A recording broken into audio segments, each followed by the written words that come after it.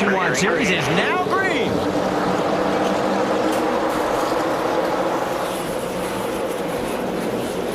The issue there mid-pack where they're 3 wide before the line. You wonder kind of what happened there.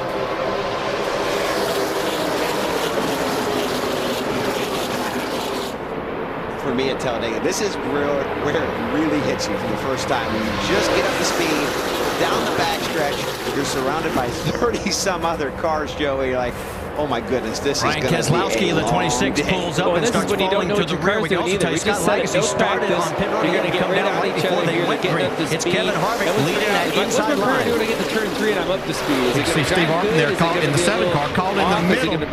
This is a lesson he's going to learn earlier. That middle is probably not where you want to be.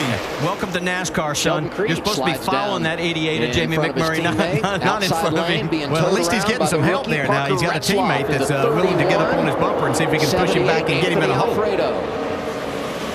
Arpin in the 7, and yes, they changed the paint scheme first time. It's been in the GoDaddy colors. All other races so far this year. Let's set it for you there. Is Ricky Stenhouse Jr., one of those young guns we were talking about with not a lot of experience. He's in second. A little further back, James Busher in the 98 of Paul Menard going side by side. Busher clears him, so Menard going backwards. Yeah, we'll see a number of these guys, especially the Cup guys that have come over. I think we have 10 of them. It's going to take them a couple minutes to adjust to these cars now, knowing where their mirrors are, exactly what they can and can't see out of these cars versus the Sprint Cup cars. It's actually 11, just to make everybody, in case they're counting back there and say, wait a minute, I thought there was one more guy in there. But it's also true also we have that caution coming up at lap 20, and they're saying, hey, I don't have to wear myself out. Yeah, they can afford to drop back and see what they've got here. One thing that these cars have is that they have an aerodynamic package that's quite different than the Cup cars. They do have a fin up on the roof, you can see there. Makes a lot of drag. They've got a lip on the rear spoiler that makes a lot of drag. But they don't, you can't quite draft like you saw those Cup cars. You can't drop quite as far back and be able to catch back up. So they have to be careful not to lose the draft. See, he's Arpin in the 7 now with help from Jamie McMurray.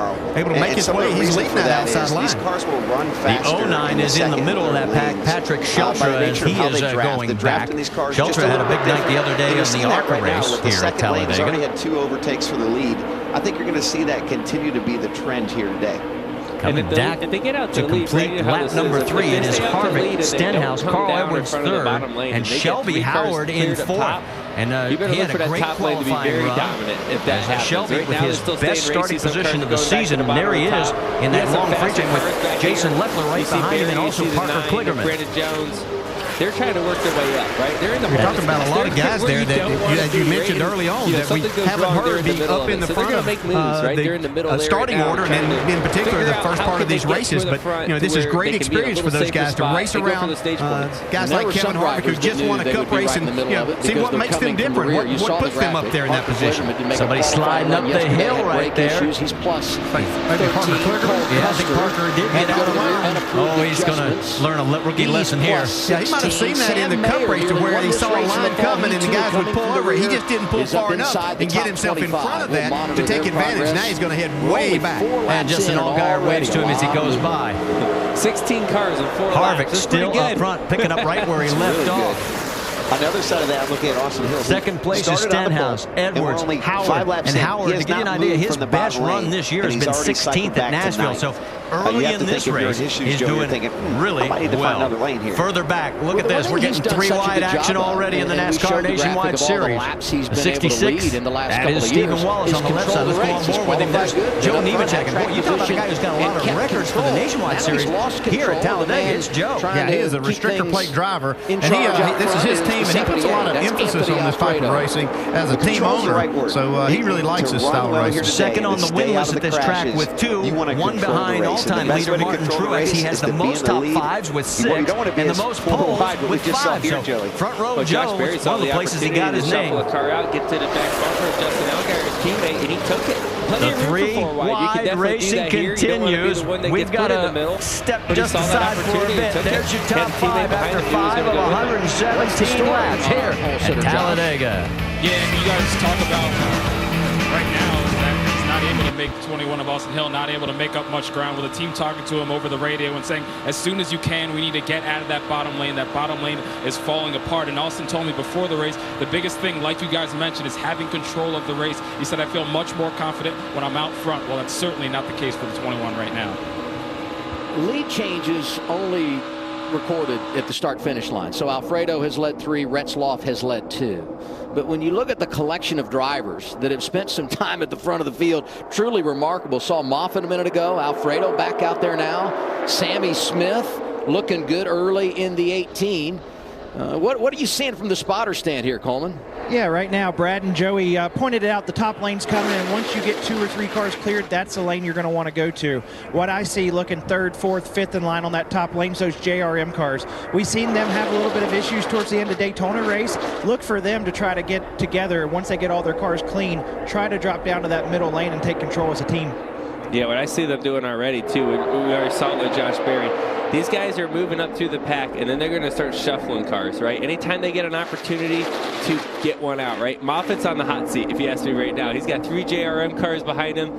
He's next to get put out, so he's got to be on his game, right? He's got to be in the mirror, being able to make the blocker the move before it's too late. There's Moffitt to the outside of Sammy Smith, found the run. Sammy Smith's going to be in the middle. He's got no one behind him. So you got to have cars behind you. See what happens? He's got to fall all the way back to Riley Herbst back there before he can find some help, and he loses 5-6 spots just like that. His teammate. Hey, here's your help. 98-19, you'll be fine here. Sammy Smith's teammate right behind Riley Herbst there. 19 is Ryan Truex. 2nd of 4 consecutive starts in that Toyota for Joe Gibbs Racing for him.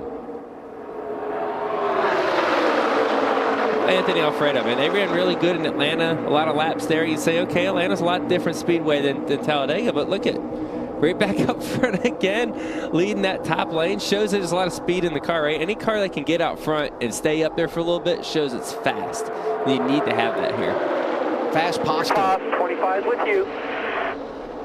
He's microwaving today, Anthony Alfredo, in that outside lane. Company down low, Daniel Hemrick. We've talked about the success of Colleague Racing here.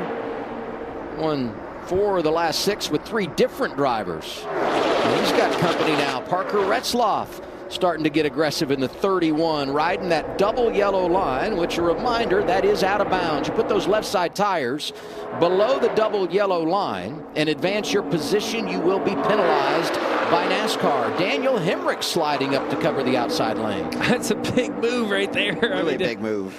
He's gone back and forth and making a lot of, this is a wide racetrack, right? To be blocking all the way across there, that's a long ways, and trying to judge that. You know how it is, Brad. Trying to judge the closing rate of a car 4 lanes onto the outside is tough. Yeah, that's a bold move for lap 10 in the race. I always look at, Joey, on the blocks when guys commit in the middle of the corners. Because you have to actually climb the banking. And, you know, TV doesn't do justice for how steep this banking is. And when you take a car from the bottom lane to the top lane, you're literally climbing a hill at 200 miles an hour. It's going to slow it down, and so your gap tightens up very quickly, and it can lead to contact in tough situations. I mean, it's a couple stories up, right, when you think about it from the top to the bottom.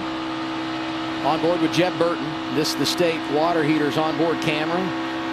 Heart rate hitting 162. Saw Sammy Smith last week at Martinsville in the heat of battle, up right around 175, 180. And there it is, 171.